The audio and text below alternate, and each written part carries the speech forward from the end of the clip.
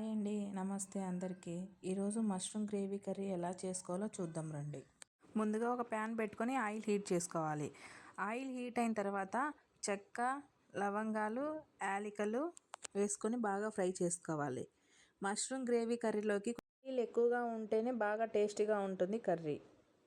ఇవన్నీ బాగా వేగిన తర్వాత సన్నగా ఆనియన్ ముక్కల్ని కట్ చేసుకోవాలి.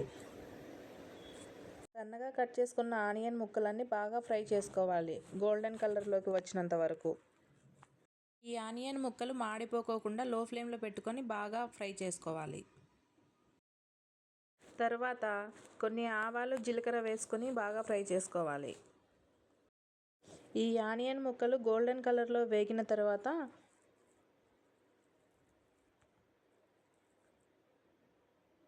కొంచెం అల్లం వెల్లుల్లి పేస్ట్ వేసుకొని మాడిపోకోకుండా లో ఫ్లేమ్లో పెట్టుకొని బాగా ఫ్రై చేసుకోవాలి.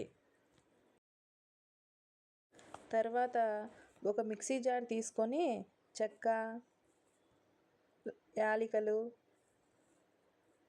లవంగాలు వేసుకొని అలాగే కొన్ని టమోటాలు వేసుకొని మిక్సీ పట్టుకోవాలి. పెరుగైనా వేసుకోవచ్చు ఇందులోకి. తరువాత గోల్డెన్ కలర్లో వేయించి పెట్టుకున్న ఆనియన్ ముక్కల్లోకి ఈ ప్యూరీని వేసుకొని బాగా ఫ్రై చేసుకోవాలి. ఆయిల్ పైకి తేలేంత వరకు ఉడికించుకోవాలి. తరువాత 1 స్పూన్ పసుపు, 2 స్పూన్ల కారం పొడి, 2 స్పూన్ల ధనియాల పొడి వేసుకొని బాగా వేయించుకున్న తర్వాత మనం కడిగి పెట్టుకొని కట్ చేసుకున్న మష్రూమ్ ముక్కలను వేసుకోవాలి.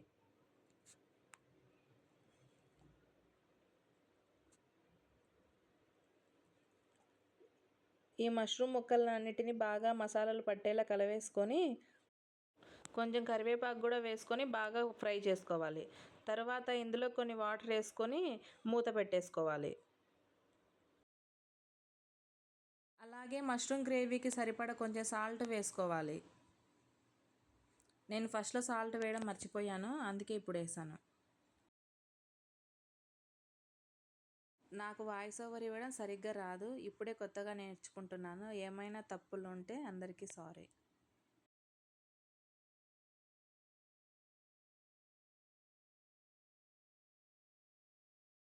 మూత తీసేసి మధ్యలో మాడిపోకోకుండా మష్రూమ్ కర్రీని కలదిప్పుకుంటూ ఉండాలి. మష్రూమ్ కర్రీ బాగా ఉడికిన తర్వాత లాస్ట్లో కసూరి మేతి వేసుకొని బాగా ఫ్రై చేసుకోవాలి. కొత్తిమీర ఉంటే కొత్తిమీర అయినా వేసుకోవచ్చు. నేనైతే కసూరి మేతి వేసాను. మష్రూమ్ కర్రీ మీకు బాగా నచ్చినట్లయితే అందరూ తప్పకుండా ట్రై చేయండి. ఈ వీడియో మీకు నచ్చినట్లయితే please subscribe to my channel.